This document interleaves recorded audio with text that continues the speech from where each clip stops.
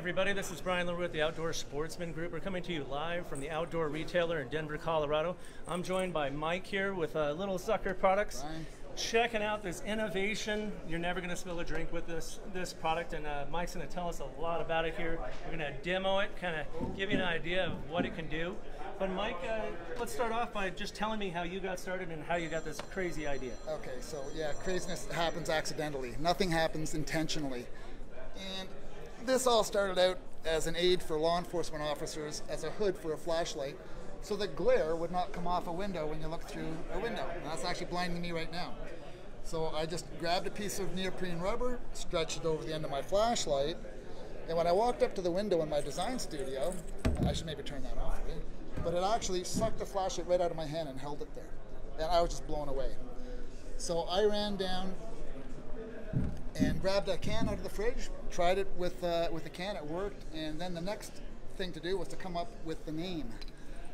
So how do we come up with Little Sucker? There was a graphic designer in our hometown of Ottawa where we got together and agreed to come together the next morning to figure out what name we'd call it. So we got together the next morning. He wouldn't tell me his name, I wouldn't tell him mine, so we did the old standoff where we slid a piece of paper across the table. We both had the same name, Little Sucker. So it was there was just no looking back after that.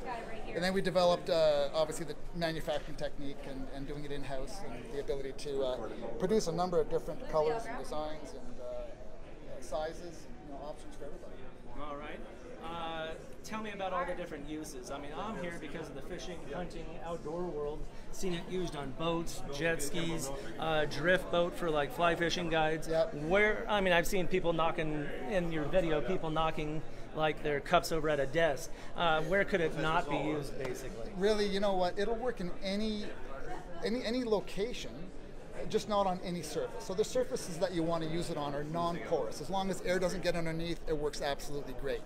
So I'm going to just do a quick demo as to how we install a product. You just go from the bottom up, peel it over, make sure the rubber is in contact with the bottom of your container, and then on any non-porous surface, so being gel coat, fiberglass, even wood, and I'm going to walk you over to this wooden surface over here right now and show it to you over here.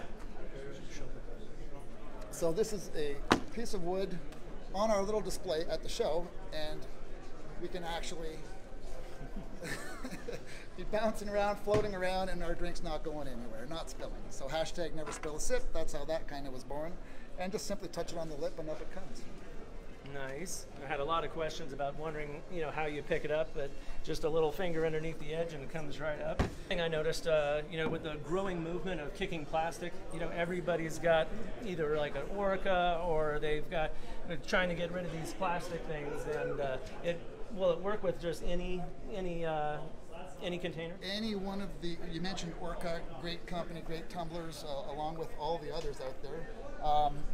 They all have this wonderful little parting line, which is a great visual for where to install it to. But yes, it works on these. It works on these types of water bottles. We've got people using them. We do have different sizes, so we've got them being used on wine bottles, coffee mugs, what have you. Before we go to the video, tell me that story. You were saying that a raft on the Colorado River overturned. Yeah. We had at ICAST last year, and actually somebody at OR came by yesterday and reminded me of this episode where a tour guide with an equipment raft, which weighs apparently about 2,000 or 3,000 pounds worth of equipment on there, flipped over in the Colorado River. It takes about 8 people with ropes coming from the opposite side of the raft to rewrite the raft. And when they did that, the whole thing just popped out of the water, landed upright, and the only thing left on there was a Little Sucker. So great. I wish we had video of it, and we're going to go and try to recreate that video and see what happens. Try not to. But obviously, a little water is not going to bother them. No, not at all. Works great, wet, dry, and under the harshest of conditions. We've had fishermen out on the lake, where a storm came across the lake, and they raced to get back to shore. They forgot that they had their canned drink on the back of the boat. Got to shore, and sure enough, it was still stuck there. So there's so many testimonials that we've had over the years of folks just under extreme conditions having great success and proving the concept for us. We're not out there trying to explain it to anybody. People are telling us how great it is, and that's what's really cool. Awesome. Well, we do have a little video to show you guys as part of this live. Let's check that video out, and we'll be right back.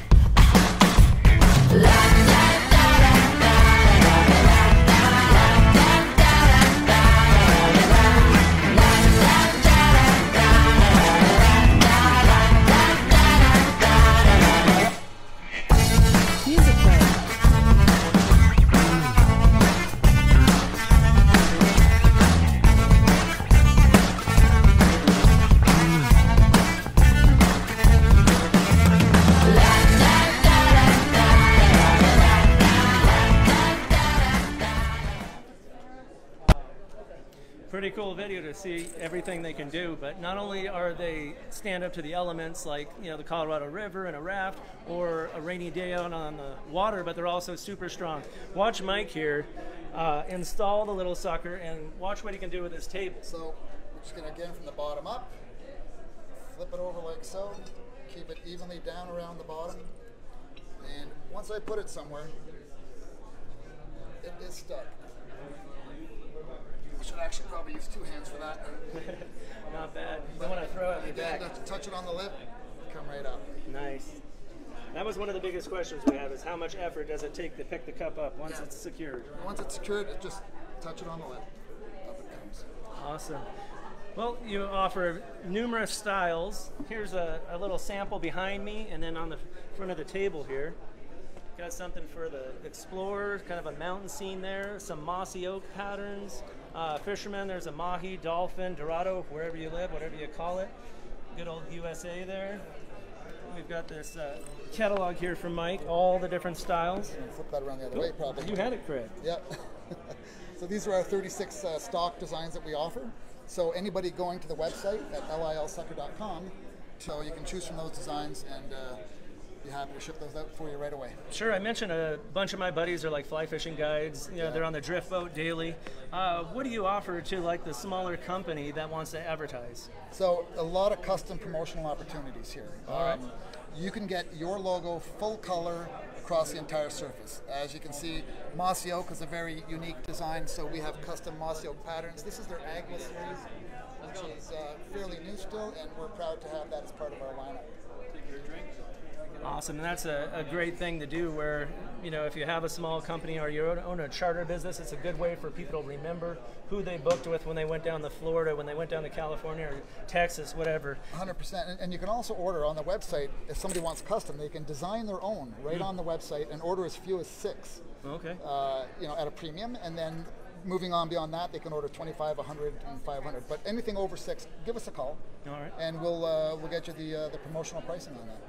Lastly, what is the typical price point? I know you have multiple sizes, but just for this standard size we've been talking about here? These are a $5 retail price point. All right. And they're available at numerous retailers at that price point, and on the website as well. www.lilsucker.com. Fantastic. Well, thank you, Mike. Thanks, Brian. Thanks for joining us today, and go get your little sucker.